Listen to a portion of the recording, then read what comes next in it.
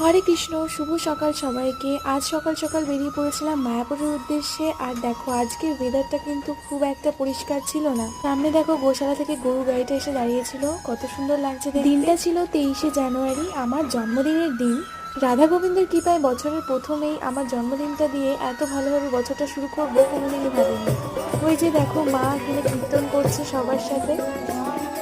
দুপুরের লাঞ্চটা কিন্তু 1টা থেকে 2টোর মধ্যে গদা ভবনে গিয়ে আমরা খেয়ে নিয়েছিলাম। জন্মদিনের জন্য কিন্তু একটা গোলাপ আর এগলেস কেক আমি ওখানে নিয়ে গিয়ে সবার সাথে সেলিব্রেট করেছিলাম। দিনটা কিন্তু সত্যি আমার খুব ভালোভাবে কেটেছে। কোনো বছরই সেভাবে আমি জন্মদিনটা পালন করি না, কিন্তু এই বছরটা যেন আমি মায়াপুরে গিয়ে আলাদা রকমের শান্তি পেয়েছি। শীতের সিজন আর চারিদিকে ফুলে ফুল, এত সুন্দরভাবে মায়াপুর মন্দিরটা সাজানো ছিল, সত্যি কি বলবো। আর দিনটা ছিল ছুটির দিন, তাই খুব বেশি ভিড় হয়ে যাচ্ছিল যত বেলা বাড়ছিল। সারাদিন খুব হাসি মজার মধ্যে দিয়ে কাটিয়েছি পরিবারের সাথে। ভালো থাকবি।